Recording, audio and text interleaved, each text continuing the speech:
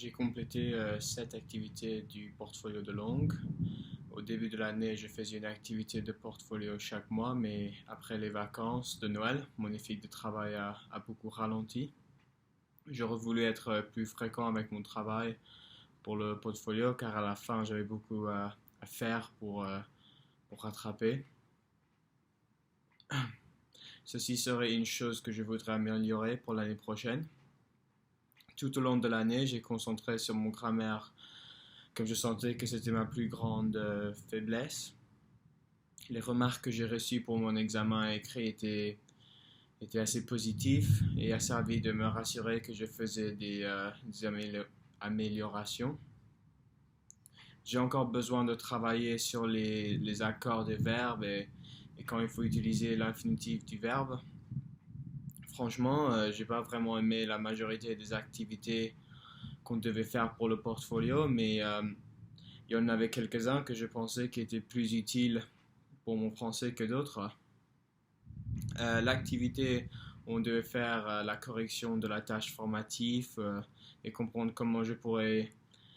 euh, oui, ça m'a donné la chance de comprendre comment je pourrais m'améliorer pour l'année prochaine et ce que je devrais travailler dessus. L'activité de portfolio qui m'a plu le plus, c'était la campagne électorale. Mon parti politique s'appelait la Fédération du cannabis français et le slogan était le cannabis légalisé.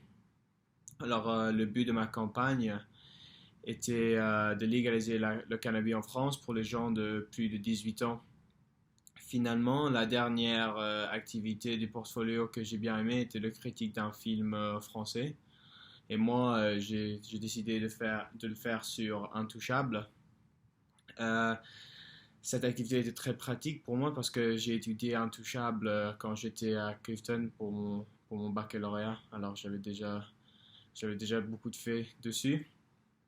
Alors on regardait Intouchable pratiquement tous les jours car le film faisait partie de notre examen.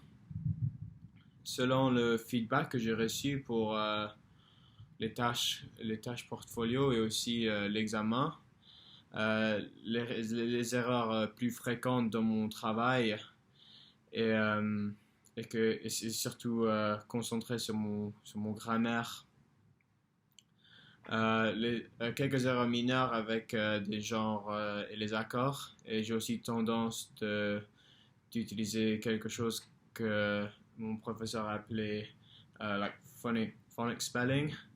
Alors, surtout en écrivant les formes de certains verbes. Pendant l'été, je vais finir quelques livres de grammaire pour que je puisse m'améliorer. Et, euh, et voilà, je suis prêt pour l'année prochaine. Maintenant que j'ai fini de parler de mon portfolio de langue, je vais maintenant répondre aux 5 questions qu'on pouvait choisir dans la liste. Alors, je vais commencer avec la question sur la musique française et les films français et s'ils sont populaires à l'étranger. Alors, pour commencer, la musique française n'est pas normalement très populaire à l'étranger, mais avec l'aide des artistes comme Christine et les Queens, la musique française, on pourrait dire, vit un âge d'or à l'étranger. En 2019, la musique française a complété leur année à l'étranger la plus réussite, quand 26 de leurs chanteurs ont franchi le seuil des 50 000 ventes d'albums à l'étranger. Cela a été une très grande réussite quand on pense qu'en 1994, la France a dû passer une loi qui disait que 40% des chansons sur la radio française devaient être en français parce que c'était un moyen de protéger la musique française parce que même en France, la musique française avait perdu sa popularité contre les chansons de l'Amérique ou de la Grande-Bretagne. Alors, une autre très grande réussite en 2018 pour la musique française et ce qui montre qu'elle est très populaire à l'étranger, même si on même si on pense pas. La sensation, un chanteur afro-pop qui s'appelle Aya a été publié dans les pages de Forbes et des New York Times parce que et cela c'était un grand moment pour la musique française parce que ça montrait que ça grandissait même en Amérique. Et maintenant, je vais parler des films aussi parce que c'est dans la question. Alors, les films aussi, les films français aussi sont plus grands à l'étranger maintenant qu'ils étaient avant. Ils sont pas toujours aussi grands que la musique française, mais les films comme Intouchables, ils ont fait assez bien à l'étranger. Et en 2017, le cinéma français a attiré plus de 80 millions de spectateurs à l'étranger. Alors c'est quand même des grands numéros. Alors ça montre qu'ils font assez bien même à l'étranger. Maintenant, je vais adresser la question sur les dangers des réseaux sociaux. Alors les réseaux sociaux sont plus populaires que jamais. Environ un tiers de la population mondiale visite régulièrement les réseaux sociaux. Et en fait, c'est les jeunes qui sont particulièrement vulnérables à devenir dépendants des réseaux sociaux. Et aussi, le problème, c'est que le plus de temps qu'ils passent sur les réseaux sociaux, là, il y a plus de chances que quelque chose de mauvais va se passer. Et aussi, la majorité des gens, ils utilisent les réseaux sociaux. C'est pas juste les jeunes. Alors, les sites comme Facebook, Instagram, ils sont très populaires avec tout le monde maintenant. Et les dangers des sites comme Facebook est qu'ils partagent les données privées avec tout le monde.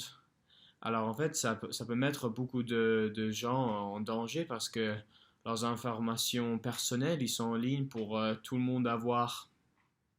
Et finalement, moi, je pense que ceci, c'est le point le plus pire, et c'est que dès qu'une image est mise sur l'Internet, même si c'est pas nous qui le met sur l'Internet, c'est pas être un ami ou quelqu'un qui ne n'aime pas, il veut faire quelque chose de mauvais à nous. Dès que cette image est sur l'Internet, c'est ineffaçable, hein. Alors, ceci peut vraiment ruiner la vie des gens. Maintenant, je vais répondre à la question sur la liberté d'expression et si il faudrait imposer des limites. Alors, non, je pense pas qu'on devrait limiter la liberté d'expression. Au contraire, je pense que nous devrons laisser tout le monde s'exprimer. Certains individuels sont de l'opinion que les gens sont libres de dire et de s'exprimer si et seulement si ils restent dans les limites de la loi prescrite. Et en fait, moi, je prends une vue complètement opposée à celle-ci. Et moi, mon vue, c'est que les gens devraient pouvoir dire ce qu'ils veulent. Et si on arrête de dire ce qu'on veut et de dire ce qu'on pense, la liberté d'expression n'existerait plus. Maintenant, je vais parler des banlieues et pourquoi leurs réputations sont aussi mauvaises. Alors, la réputation des banlieues chez la majorité des Français reste assez biaisée. Ils pensent que les banlieues sont juste des endroits défavorisés et dangereux. Et il y a une vérité dans ceci, mais il faut que les gens changent leur opinion pour qu'ils peuvent aider et changer les conditions de vie dans les banlieues. Selon un sondage, 61% des Français jugent que les jeunes des cités se comportent plus mal que les autres. Ce point illustre que les habitants français sont de l'opinion que les banlieues sont juste pour les jeunes gangsters qui veulent commettre des crimes. Et ceci, c'est pourquoi les banlieues, ils ont une mauvaise réputation parce qu'un grand et il y a une certaine vérité parce que un grand nombre de crimes qui se passent dans les grandes villes françaises sont commis par des gens qui habitent dans les banlieues. Alors ceci, en particulier en Paris, et ça vraiment, ça aide pas leur situation et leur réputation. Les quartiers réputés sont souvent définis parmi le public français comme le réceptacle de la plupart des maux de la société française. Et cette réputation ne changerait pas autant que le gouvernement ne faites rien pour aider la situation. On a eu des émeutes en 2005 parce qu'il y avait à cause des conditions de vie dans les banlieues et même rien n'a changé en fait. La situation semble avoir empiré et ceci va pas vraiment aider. Ça va pas aider les gens qui habitent dans les banlieues, ça va pas aider la réputation des banlieues. Pour la dernière question, je vais parler des symboles de la France et si je pense qu'elles sont importantes et utiles.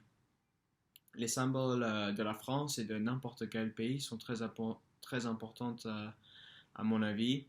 Et même s'il y a quelques symboles que les gens trouvent un peu ridicules, c'est bien pour nous rappeler que les symboles d'un pays servent pour nous rappeler qu'il y a des hommes et des femmes qui se sont battus pour que nous soyons libres et égaux.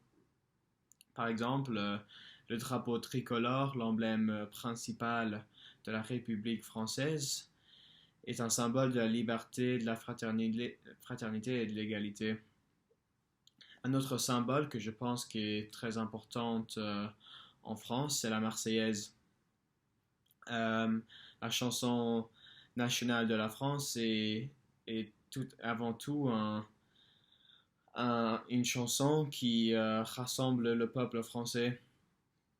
Alors pour conclure, oui, les symboles d'un pays sont importants parce que, en bref, elles nous donnent une histoire de leur passé. Merci de m'avoir écouté et je pense que je suis fini maintenant. Merci.